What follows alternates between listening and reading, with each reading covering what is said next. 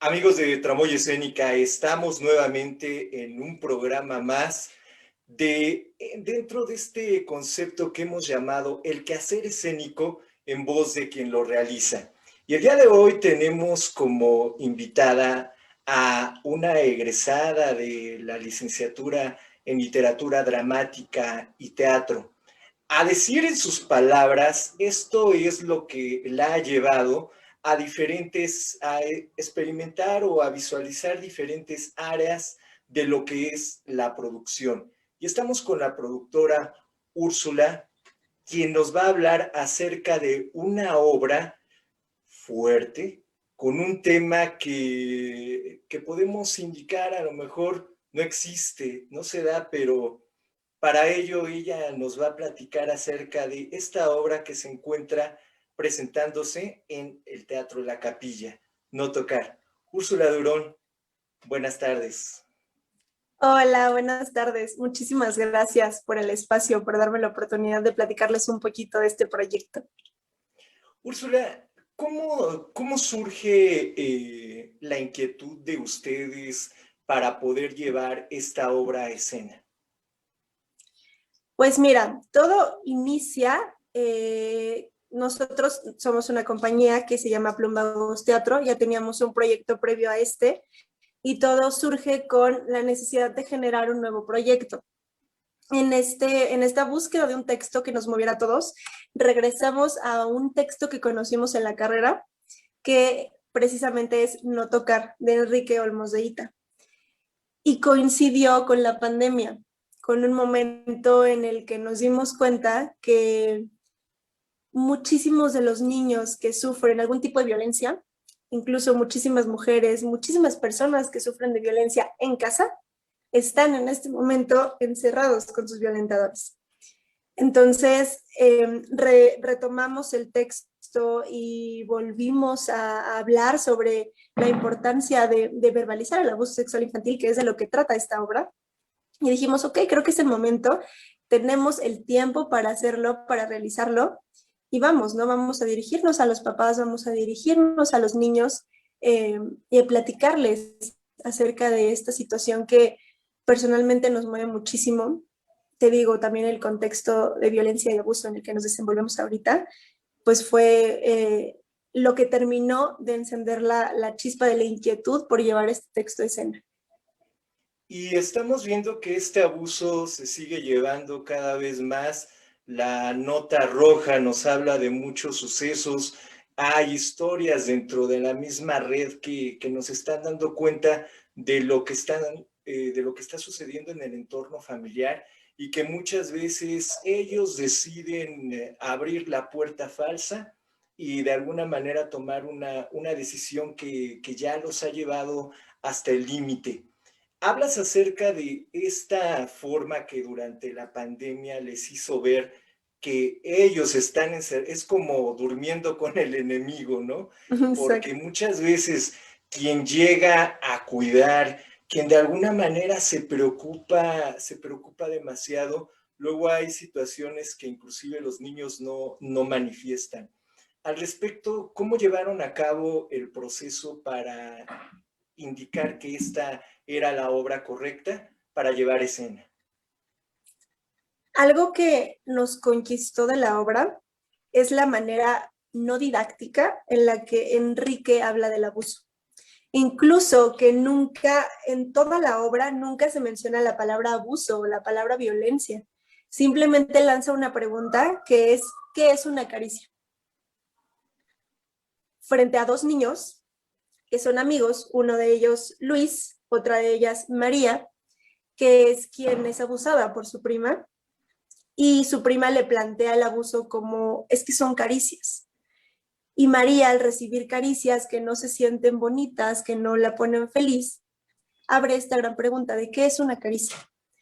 Y nos lleva a justo la importancia, ya saliéndonos un poco del texto, de nosotros informar a nuestros niños, de decirles, oye, eh, que no toquen tus partes privadas, que si tú no quieres que alguien te toque, que alguien te abrace, que alguien te dé un beso, está bien decir no, está bien marcar tus límites.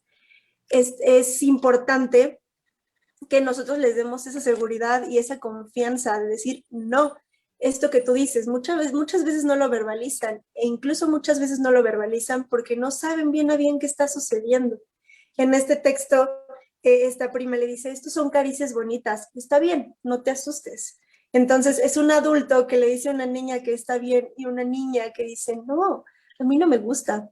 Entonces creo que esta gran pregunta es lo que nos hizo elegir este texto, además de que tiene gran relevancia en la persona que acompaña a la víctima. En este caso, el amigo de María es Luis, es quien sabe qué es lo que está pasando con su amiga, pero no sabe qué hacer, no sabe si decirle a un adulto, no sabe si guardar el secreto, no sabe cómo ayudarla.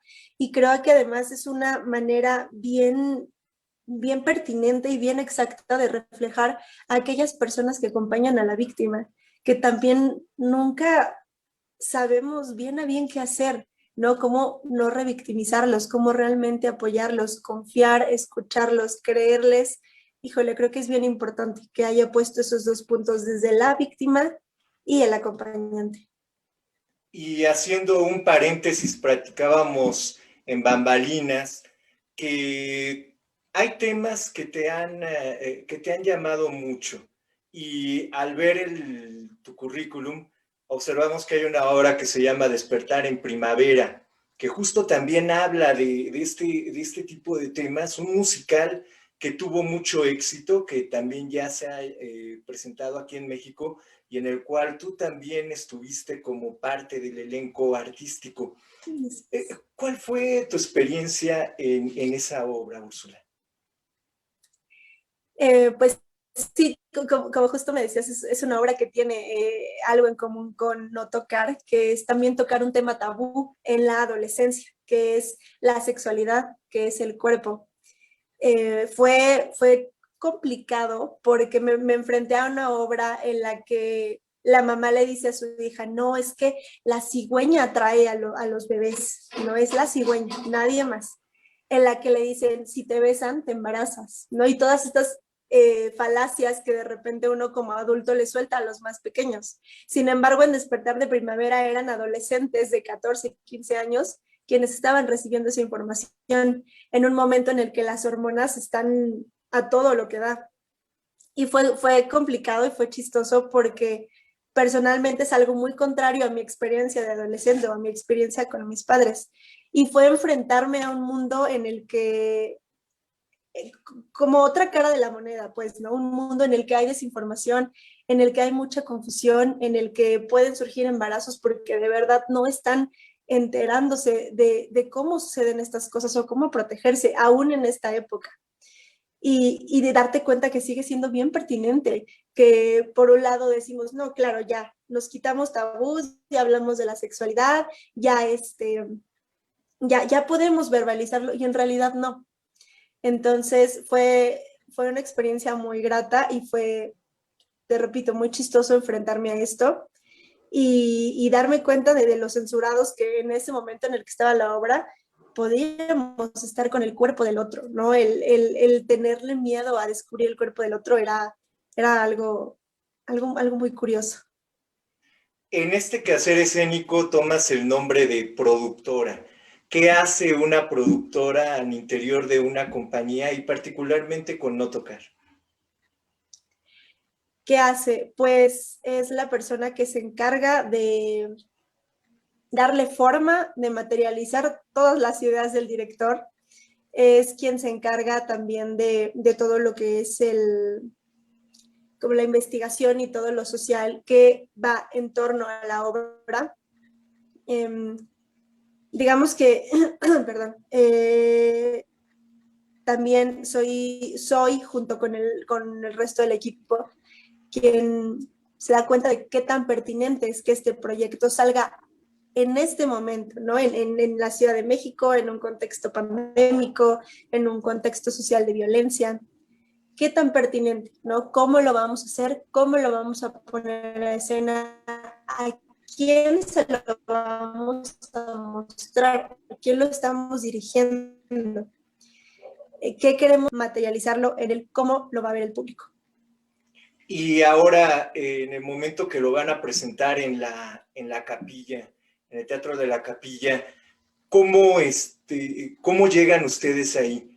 Porque no sé si fue a través de algún concurso, alguna convocatoria, algo que ustedes realizaron para poder llegar justo a la capilla.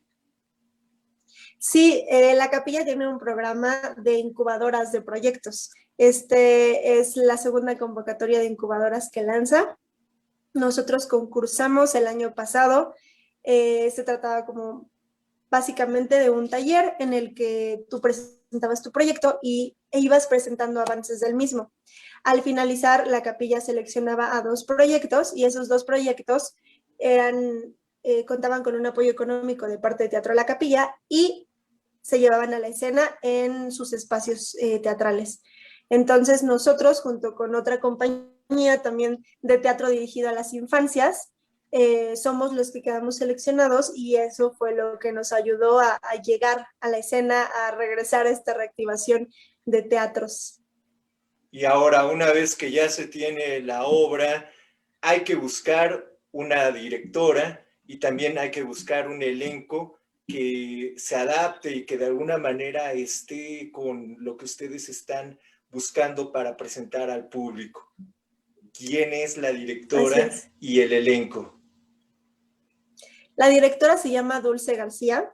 El elenco está conformado por Brigitte Hernández en el papel de María y Mike Jiménez en el papel de Luis. La dirección se establece a partir de lo que ustedes ya indican que se va a visualizar dentro de la obra. ¿Hay algún momento en que este proceso de dirección establezca algo diferente con respecto al autor o se está respetando toda su idea? Se está respetando la idea del autor. Digamos que hubo una ligera modificación, que en el original son 2 personajes femeninos, es Liz y María.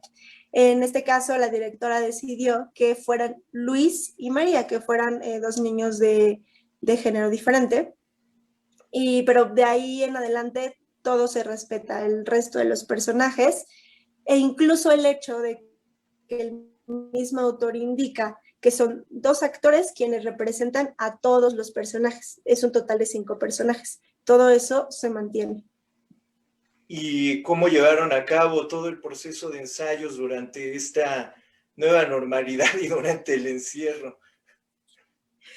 Fue complicado, fue muy complicado en un inicio porque nosotros como grupo trabajamos a partir de la exploración de objetos. Es decir, elegimos un material, lo exploramos durante los ensayos y encontramos qué características tiene para la escena. Es decir, en nuestro primer montaje utilizamos el estambre y a partir del estambre se generaron los títeres, se generó el vestuario, todo el espacio. En No Tocar trabajamos con telas y en un inicio fue complicado porque esa exploración a la que estamos acostumbrados pues no podía suceder porque no podíamos estar en el mismo espacio todos, pero irónicamente nos fuimos acomodando, o sea, creo que hicimos un equipo bien bonito porque como tú decías hace rato, teníamos un objetivo en común y todos queríamos hablar de lo mismo y queríamos ser escuchados sobre este tema. Entonces, pues estuvimos ensayando vía streaming alrededor de 2 meses, yo creo, explorando cada quien con sus materiales en su casa, presentando títeres, presentando avances, haciendo análisis de texto y ya más o menos unas 3 semanas previas al estreno fue ya que nos pudimos reunir, que pudimos hacer ensayos presenciales con todas las medidas de seguridad. Y ya pudimos tener nuestros objetos ya más en forma, ya con la realizadora de los títeres, con el vestuario, ya todo con una con forma tal cual como iba a estar y lo más parecido a lo que pudo haber sido de no estar en un contexto pandémico. Y uno cuando está viendo la obra agradece que no sea un concepto minimalista, ¿no?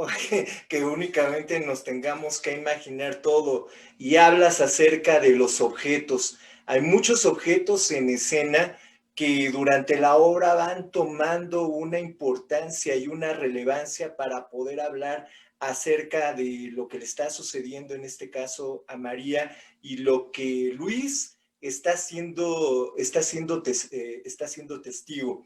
Y me llama mucho la atención un cubo y los colores que tiene y toda esa forma que, bueno, pues es este juego onírico, este juego que tienen los niños para hablar acerca de muchas cosas. Sin embargo, ¿tiene inmerso algo ese trabajo que se está realizando con los objetos?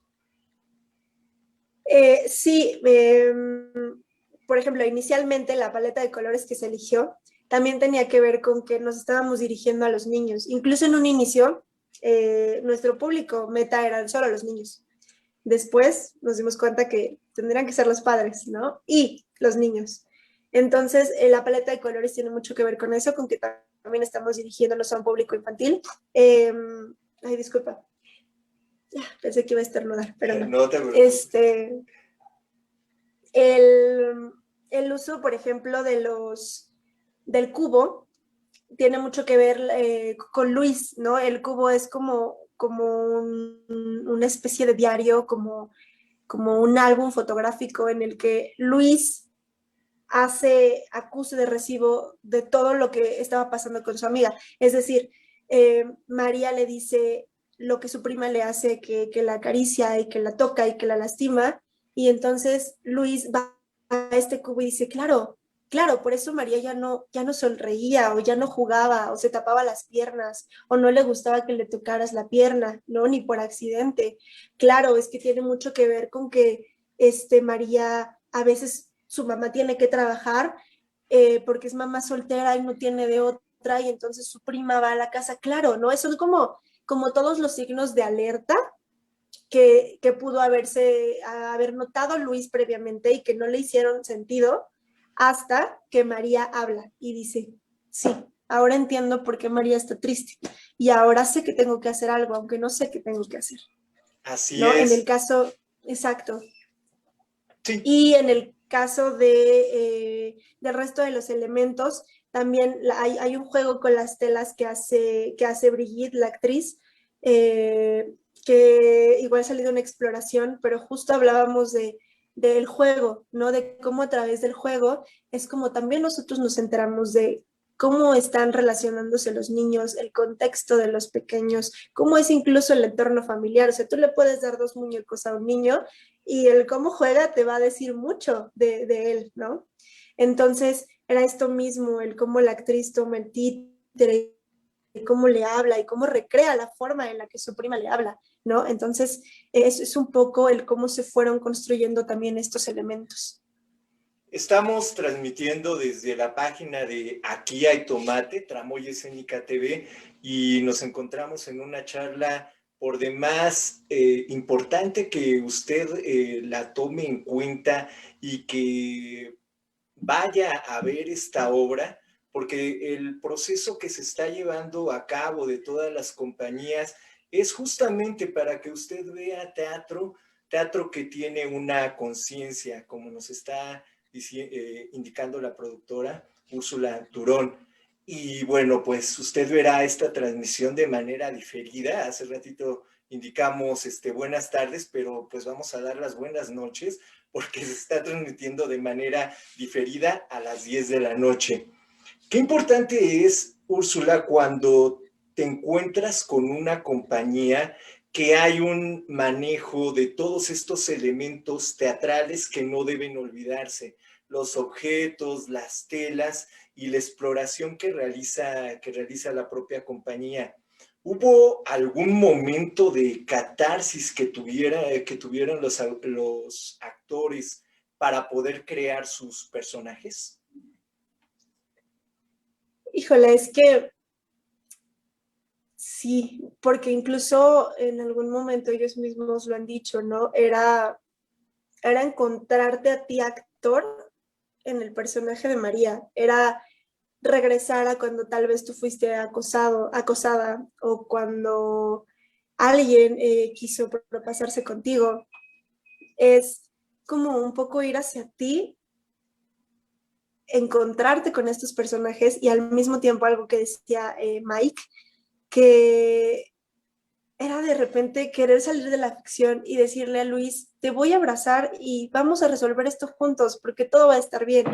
Era darte cuenta de que eso es una realidad, de que hay muchísimos niños, muchísimas mujeres, muchísimos hombres, muchísimas personas pasando por esto y muchas veces no podemos hacer más, ¿no?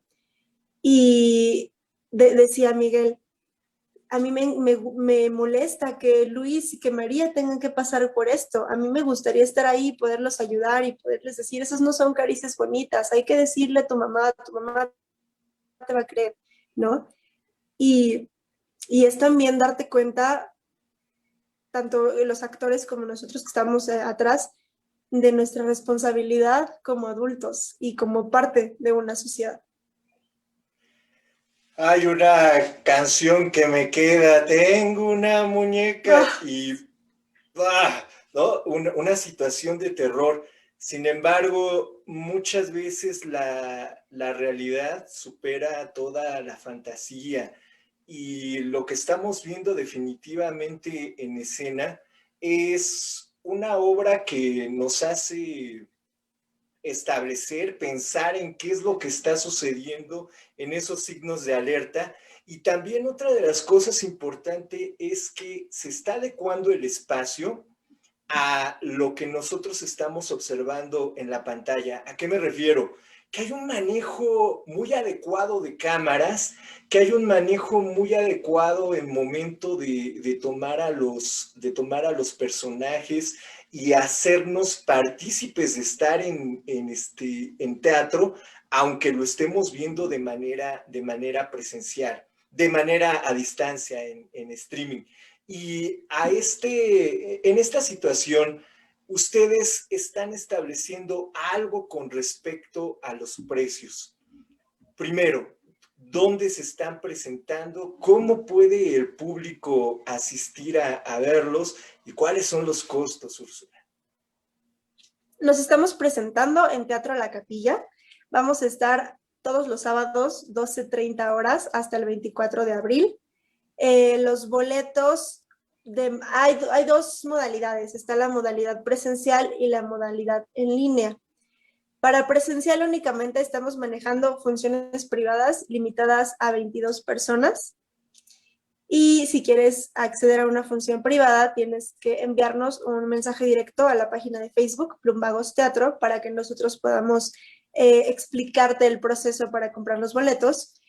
Y las funciones en línea, que es, los boletos los consigues en boletopolis.com. Hay 3 precios, 100, 200 y 300. Tú puedes elegir qué precio quieres pagar y la ventaja de esto es que pagas una pantalla y lo pueden ver 2, 3, 4, 5, 6 personas, quienes quieran verlo, y solo se paga un solo boleto. Pero aparte de esto, creo que es crear una concientización respecto a lo que están haciendo las compañías. Y cuando tú hablas de diferentes precios, a lo mejor lo están viendo 10. Si está sucediendo todo eso, nos sentimos bien de pagar 100 pesos y que la compañía haya hecho todo ese trabajo. Yo creo que no, yo creo que todos nuestros amigos y todos los que están disfrutando del quehacer escénico, pues toman ese punto y dicen, pues yo voy a pagar esta cantidad, ¿no? Y a veces lo hace una sola persona que está pagando un boleto, que eso sería el costo real, ¿no? De los boletos en ocasiones que tenemos. Luego vamos a ver espectáculos que no tienen una calidad y aquí, cuando estamos observando que hay una dramaturgia, se está respetando una dramaturgia, se está llevando a cabo un proceso de dirección y una actuación que nos está llevando a ese lugar, a esa pesadilla, a ese cuento de no tocar. Y bueno, me atrevo a decir que es como un cuento por todo lo que hay. Hay personajes, como tú hace un momento indicaste, que son creados a través de telas. ¿Es correcto llamarlos como títeres de manipulación directa porque no son bocones? Uh -huh. ¿Sí? Son títeres de Sí. manipulación directa y se van creando también en escena. Esa es otra de las cosas que el teatro siempre nos da sorpresas de cada una de las puestas. El manejo de los diferentes objetos, de las telas y todo lo que hay, ¿cómo lo llevaron a cabo? ¿Cómo se resuelve en escena? Pues hay títeres que ya están construidos previamente, que son la mamá y el abuelo, pero están el resto de las telas que los actores, te repito, exploraron hasta sí darles una forma humana, pues una cabeza, que puedan, si extienden la tela, que esté el brazo, que incluso el mismo brazo toque el rostro, ¿no? Y todo esto vino a partir de una exploración, de verdad eran muchísimas telas las que tenían los actores y fueron encontrando a esta tela me da mejor forma para la cabeza, a esta es más grande, esta me da mayor movilidad, ¿no? Y ellos van incluso repitiendo algunos movimientos de lo que dice la prima, ¿no? De te acaricio, te toco, el azúcar, ¿no? Pero todo esto surge de la exploración durante los ensayos con las telas y en escena literalmente es una caja con telas y a partir de ahí los actores empiezan a construir los títeres que no están ya previos a escena. Y también hay algo que los personajes nos están dando, que son las dimensiones, la profundidad, lo que sería observar a alguien como mi hermano mayor y el personaje de este Luis lo consigue, ¿no? Muchas veces no nos percatamos de todo ese trabajo que se está realizando, pero ahora ya había streaming, como que se tiene una rigurosidad más hacia el personaje, ¿no? Y la construcción, porque yo estoy viendo ahí dos niños en escena que me están llevando a través de diferentes situaciones y también veo a los adultos y por supuesto a esa pesadilla. En el momento que están construyendo y están manejando para el espacio del teatro, cómo establecen no salir de los límites establecidos, porque tal pareciera que lo están filmando, que están haciendo el proceso de filmación y no se están saliendo del cuadro, ¿no? En todo momento están dentro de cómo llevan ahora a cabo este proceso para, de alguna manera, construir esa vista para streaming. Es que ahora es bien chistoso porque antes solo te preocupabas por la escena, ¿no? Que el actor no diera espalda o que estuviera bien el perfil, que no tapara a su compañero, etcétera. Ahora es preocuparte por dos cosas. Es que sea claro y que se vea bien para la gente que está en sala y al mismo tiempo para la gente que está en pantalla. Ya hay luces que en sala se ven perfectas y cuando lo revisas en pantalla no ves nada. Entonces ahora es que un mismo elemento, como llámese luz, llámese espacio, te funcionen para las dos formas de transmisión de la obra. Y en el caso de las cámaras, sí, es ser muchísimo más precisos de lo que ya se era en cuestión del trazo, de dónde llegas, de dónde está tu luz, dónde te tienes que parar, hacia dónde tienes que mirar o dirigirte, porque también las cámaras ya están establecidas, o sea, ya hay una cámara que es un plano general siempre y elegimos espacios específicos de acuerdo con las escenas. Por ejemplo, hay otra cámara que apunta directamente al dosel, que es de donde sale la prima, que es donde está María con su mamá, y que el cambio sucede en momentos muy importantes que están sucediendo ahí. Y después hay otra cámara que ya se dirige más hacia Luis y hacia María. Y es eso, ¿no? Es como rescatar los momentos, por cada momento importante de la obra. Y ahora sí que como en la tele, como en cine, ¿no? Yo que quiero que la gente vea, ok, quiero que aquí se dirija a María, ¿no? Que sea el foco de atención. Entonces para allá va mi cámara. Pero como también lo estoy haciendo en teatro, escénicamente tengo que apuntar todo hacia María, llámese luz, llámese que el actor se esté dirigiendo a María, etcétera, etcétera, etcétera. Tenemos una parte del audio de la obra para que puedan el público escuchar esta construcción y vaya a apagar su pantalla y vea esta obra de No Tocar, muy recomendable. Reproduciendo desde Huawei P30 Lite. ¡Ay, Alexa! No tendría, no tiene, definitivamente no. A ningún niño que conozco le ha sucedido. A ninguno. Aunque bueno, nunca se sabe. Nunca. ¿Qué es una caricia? ¿Qué es? Se supone que algo bueno. Todavía escucho estas palabras y no te imaginas para qué te va a preparar, para qué esa manera porque primero están en un juego y después todo se va tornando de una manera como hacer conciencia que algo está sucediendo y en este caso con María. ¿La han visto ya público que no es adolescente, público infantil, y ya han tenido alguna observación o alguna crítica hacia este trabajo? Este sábado fue nuestra primera función y tuvimos un público muy variado. Entre ellos tuvimos 2 niños. En realidad, creo que esta obra abrió preguntas, dio la oportunidad como a que los padres hablaran con los pequeños. Es decir, estos 2 niños que fueron, sí en un momento se asustaron un poco con la prima porque es un poco impactante el monstruo y sí fue como, ay, pero ¿qué es eso, no? ¿Por qué ella está triste? ¿Por qué no la puede ayudar? ¿Por qué no le puede decir nada a sus papás? No, creo que sí, en ese sentido sí logramos ese pequeño objetivo que fue el que se preguntaran, ¿no? El que se cuestionaran como, ¿qué está pasando? ¿Por qué llora? ¿Por qué no quiere que la toque?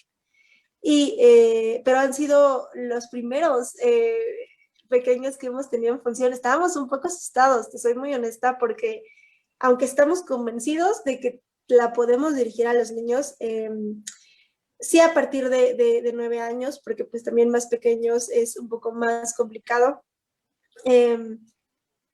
pero estábamos asustados, estábamos preocupados, dijimos, ok, que la vean los adultos, que la vean los jóvenes y que ellos juzguen si quieren mostrárselos a los pequeños, ¿no? Pero nosotros también estamos pensando en ellos.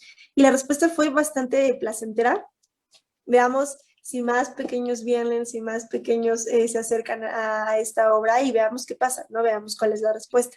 Hasta ahorita, pues fue sorprendente y fue muy, muy lindo que ese fuera el resultado de esta primera función. Y es que están aquí también llevando y hablándonos de un proceso que médicamente se realiza. Yo no puedo hablar a lo mejor con mis papás, con una persona mayor, pero con un objeto sí. A un objeto sí le puedo decir qué es lo que está sucediendo.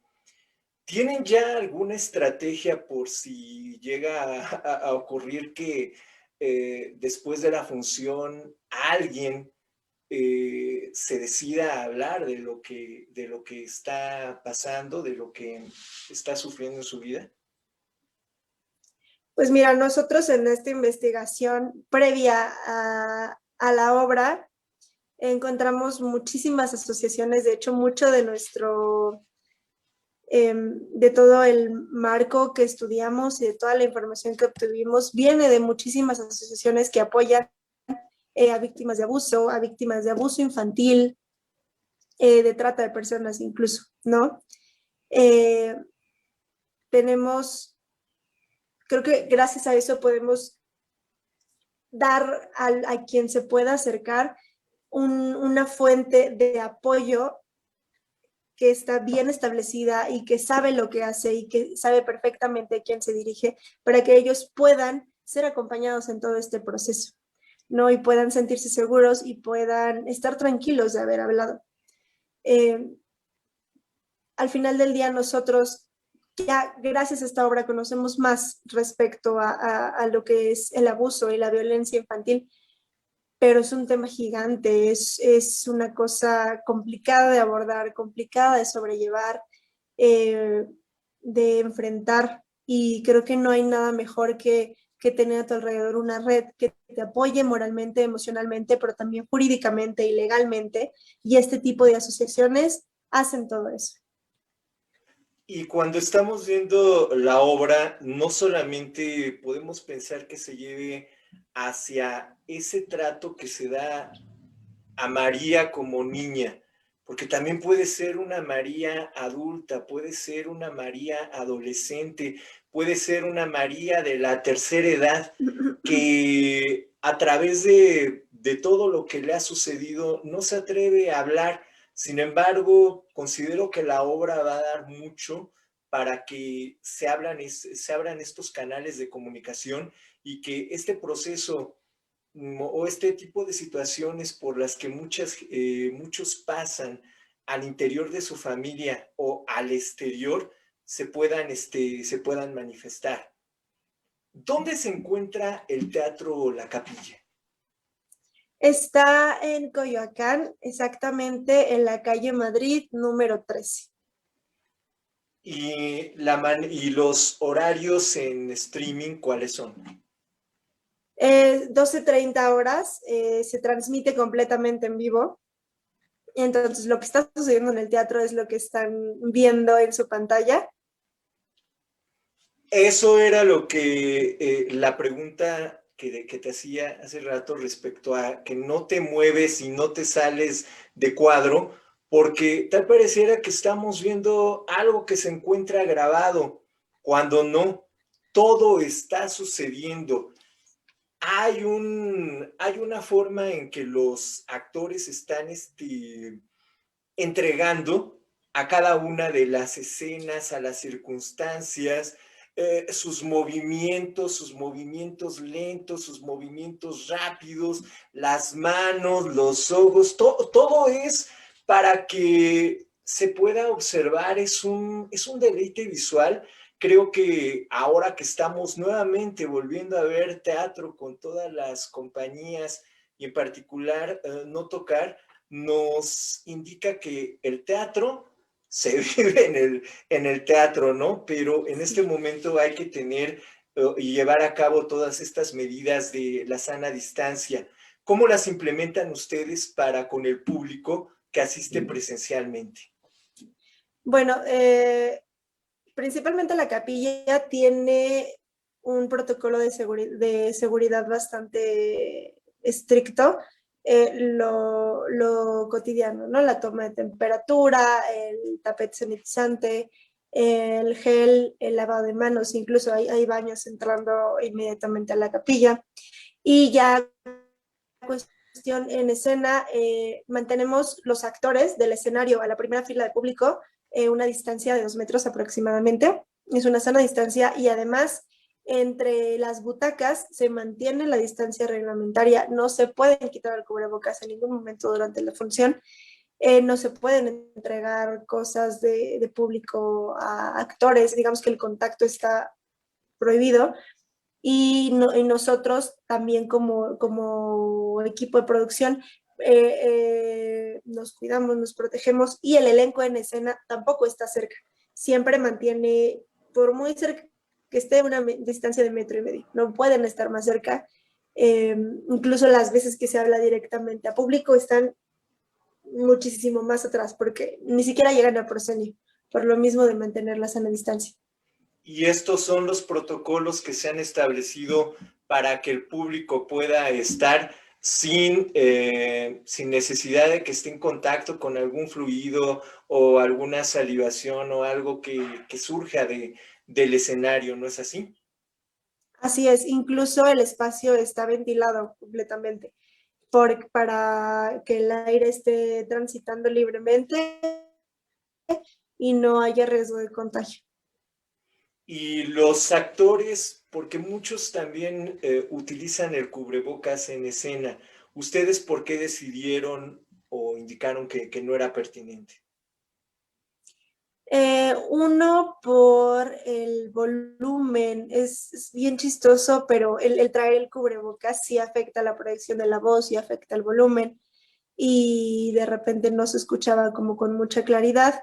Y dos, por la transmisión en línea que impide ya en cámara ver realmente el rostro del actor y ver realmente su reacción y sus facciones. Entonces, ese es el motivo del por qué se tomó esa decisión. Además, en escena son dos actores, entonces, pues fue prácticamente por eso.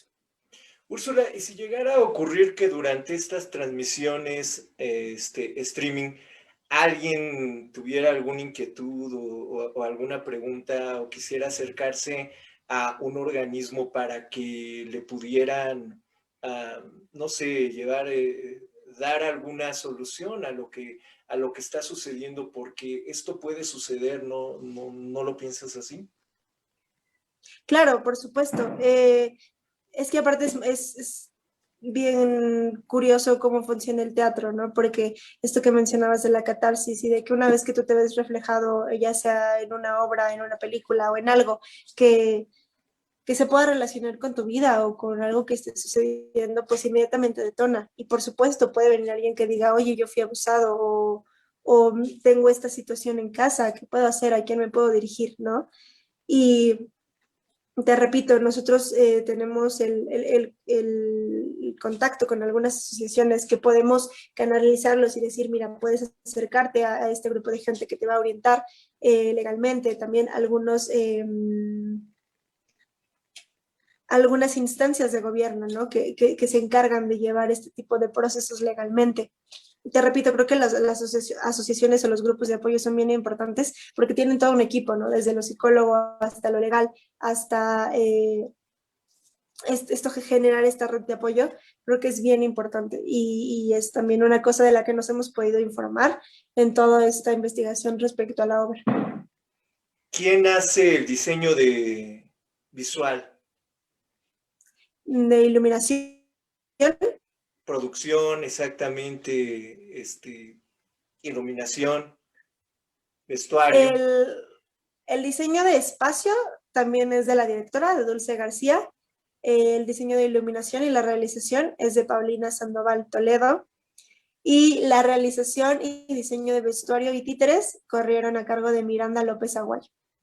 Todo un equipo que está inmerso dentro de una producción donde estamos observando una historia que se está centrando en algo que cuelga, ¿no? Es como una tela que funge como una puerta, diferentes cosas que en el momento que estamos viendo la obra nos pueden dar y llevar la imaginación para poder visualizar todo, ¿no? ¿No es así, Guadalupe, Úrsula? Es que tengo Sí, un... no te preocupes, no pasa nada. Sí, en realidad es un dosel, pero justo te lleva a muchos lugares porque hablábamos con Dulce y ella decía, es que este es el espacio de intimidad de María. Es el espacio el que corre cuando se siente insegura, cuando tiene miedo, pero también es el espacio en el que puede ser una niña, o sea, no olvidar eso, ¿no? Que a pesar de la situación que ella está enfrentando, sigue siendo una niña que claro, que poco a poco la situación la sobrepasa y deja de poder estar socializando con su amigo, deja de estar contenta, de jugar, o sea, empieza a afectarla, pero al final del día sigue siendo una niña, entonces sigue siendo el espacio en el que puede jugar, en el que puede estar con su mamá, porque justo es el espacio en el que permite que esté su mamá, ¿no? Que es su vínculo más cercano, la persona que más quiere, y también es el espacio que es violentado por su prima. Así es. Y todo este proceso que ustedes están llevando a cabo tiene un inicio y lógicamente va a tener una fecha final. ¿Cuál es esta fecha? Y luego, ¿qué es lo que sigue para No Tocar?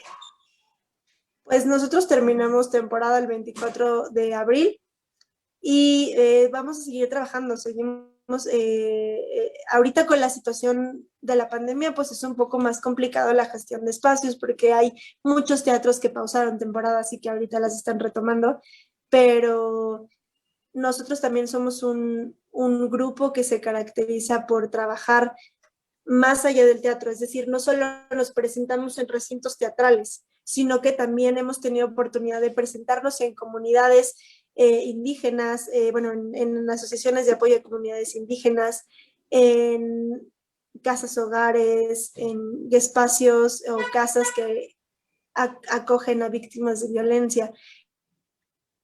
Y es un poco que también nos queremos acercar ahí, queremos también continuar ese trabajo que ha sido muy enriquecedor, pero al mismo tiempo seguir buscando espacios dentro de todo el teatro, de lo formal, ¿no?